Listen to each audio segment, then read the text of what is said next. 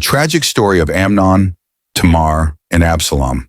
This is a sad but powerful story from the Bible. It teaches us about the dangers of uncontrolled desires, the pain of injustice, and the consequences of sin. Amnon was the eldest son of King David, and he was supposed to be the next king. But instead of focusing on his future, he allowed wicked thoughts to fill his heart. He became obsessed with his half-sister, Tamar. She was beautiful, pure, and innocent. Amnon thought he loved her, but it was not love, it was sinful desire. One day, Amnon's cousin Jonadab gave him an evil idea. He told Amnon to pretend to be sick and ask King David to send Tamar to take care of him. That way, he could get her alone. Amnon followed this wicked plan. He lay in bed pretending to be sick, and when King David visited him, he asked if Tamar could come and cook for him. David, thinking it was a harmless request, sent Tamar to Amnon's house. Tamar, being a kind and caring sister, came to Amnon's room and prepared food for him. But when she tried to serve him, Amnon grabbed her forcefully and told her to sleep with him.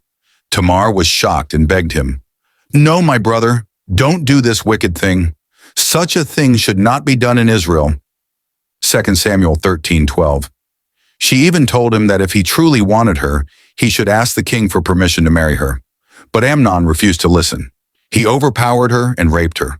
As soon as he was done, his fake love turned into hatred. He now despised Tamar more than he had ever desired her. He shouted at her to leave. Tamar begged him, "Please don't send me away. That would be even worse than what you have already done." 2 Samuel 13:16. But Amnon didn't care. He called his servant and ordered him to throw Tamar out and lock the door behind her. Tamar was heartbroken. She tore her special robe, put ashes on her head, and wept bitterly. She went to her brother Absolom, who took her into his home, and told her to stay there. When King David heard about what happened, he was furious.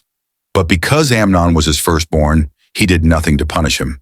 This silence made Absolom very angry. Absolom waited for 2 years, pretending that he had forgiven Amnon.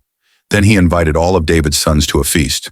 When Amnon was drunk, Absalom's servants killed him as Absolom had planned. After killing Amnon, Absolom ran away to another kingdom and stayed there for 3 years because he feared his father's anger. David's failure to punish Amnon made Absolom take revenge. May God help us to avoid sin and make wise decisions. Type Amen in the comment section if you believe that God's justice will always prevail. Also, don't forget to like, share, follow, and subscribe for more powerful Bible stories and lessons.